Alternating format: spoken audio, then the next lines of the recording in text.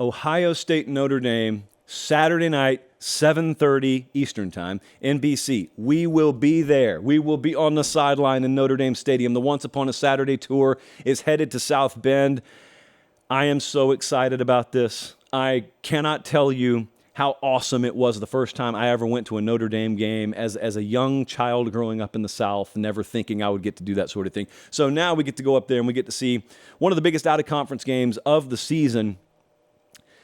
I asked earlier on Twitter, I just asked everyone, what's your read on this game? Because I swear to you, I went back and forth like 7 times on who I'm going to pick to win this today. Ohio State's a 3-point favorite for the record.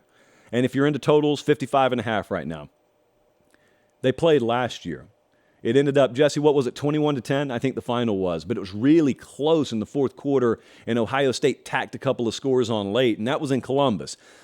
I was thinking today about how different the offensive mentality must be for Notre Dame. Last year, Notre Dame was basically looking to ball control their way to a win, maybe force a couple turnovers, shorten the game, and kind of go in there and steal one, because they were playing with Tyler Buckner. Also, last year, Chris Tyree was their leading rusher. He had 6 carries for 28 yards. How in the world did they even make that a close game? Well, they played really good defense, and that was C.J. Stroud in Ohio State. Notre Dame played good enough defense to hold them in check.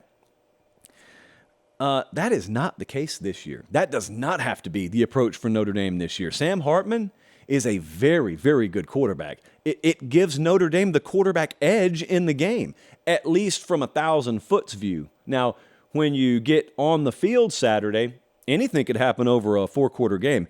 Audric Estime, the tailback for Notre Dame, I don't know how much he'll go off Saturday night, but I would imagine that 6 carries for 28 yards could be eclipsed. On the first drive, it could be eclipsed. He's 8.3 yards per carry right now, 130.7 yards per game. He is the real deal. There was a hearty debate happening earlier today that I was just privy to about whether that kid may actually be the best tailback in the country. And there was a lot of, Blake Corum chatter. TreVeyon Henderson looks really good now for Ohio State, by the way. But suffice it to say, he's in the conversation. I don't really care if he's number 1 or number 3, 4, 5. He's in the conversation. This right here, though, Saturday night, that's the moment for the Ohio State offensive line. We came out of spring. What did everyone in Columbus say? We got a championship team with a sus-aff offensive line. Tackle's a question. We got to go to San Diego State and get a kid to hopefully be a plug-and-play. Well, they did. Hadn't really been tested yet. Now they're tested Saturday night, and they go on the road. And so it's going to be really fun to watch. I mean, this is when you have to find that stuff out. You don't want to wait until week 8 to find out. Notre Dame, number 2 pressure rate in the nation right now. So matchup-wise, it doesn't sound favorable for Ohio State. Ohio State ran the ball well in this game last year. TreVeyon Henderson, Mayan Williams, they both had 6 yards per carry. They each averaged about 6 yards per carry. Henderson looks good, man. Like, TreVeyon Henderson's had trouble with injury in his career, and I'll just insert the obligatory, it was only Western Kentucky. I get it, but I would encourage you, go back and watch him last week. I did, last night. And, man, that burst that he once had and then you thought he would have it all throughout his career, I don't know if he's looked like that in practice, but, man, he looked good last week. My biggest questions here, I got several of them, but I'll just quickly roll through them. Number one, as much as that offensive line may be a question for Ohio State, do we think Notre Dame has the kind of defensive personnel in their front to wreck a game? Like just to be something that Ohio State has no answer for, and they got to keep max protection in there most of the night? I don't know.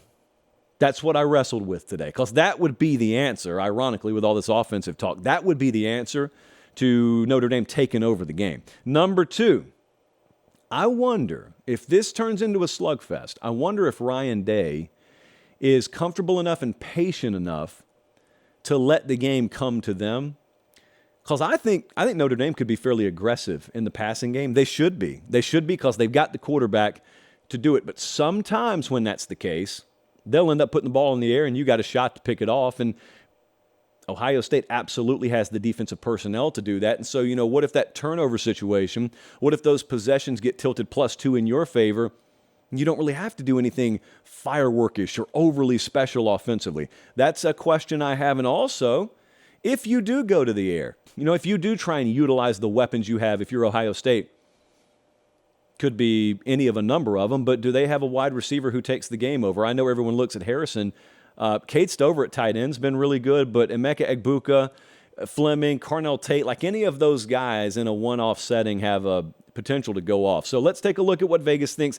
Let's take a look at what the model thinks. You see the Vegas number. It's Ohio State -3. I was very interested to crank the old model up today and see what it thought about this. The model actually leans Ohio State -4.5.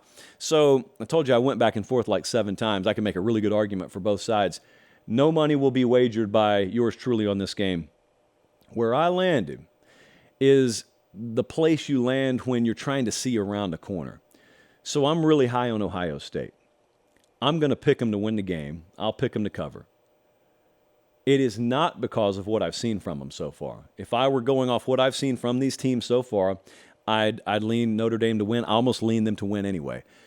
What I think is going to happen is I think there'll be an effort above and beyond what we've seen so far this year. I think, and what I think is just what I think. I think there'll be a level of execution offensively that is a little bit, especially with the competition factored in, I think it'll be a level above what we've seen so far this year.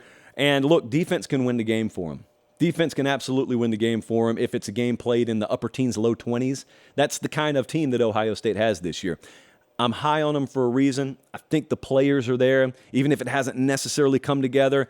I also think you got a staff up there that should be good enough to coach around some of those deficiencies. And I don't know, and this is what I kept coming back to, and I could absolutely eat these words. I don't know if Notre Dame is built to expose some of the flaws that Ohio State possesses. So I'm going Ohio State to win, and I'll lay the 3 because it would be ludicrous to pick Ohio State to win, but Notre Dame to cover 3. Needless to say, looking very, very forward to that one. And a reminder, the Once Upon a Saturday tour will be there, and that bad boy right there, if you're listening on podcast, that t-shirt right there is available for 1, 2, 3, about 4 or 5 more days, and then it will be lost to history. You'll only see it in museums. I don't know which one, but you'll only see it in museums. Once Upon a Saturday tour, Notre Dame Stadium. Still only September. Gotta love this sport.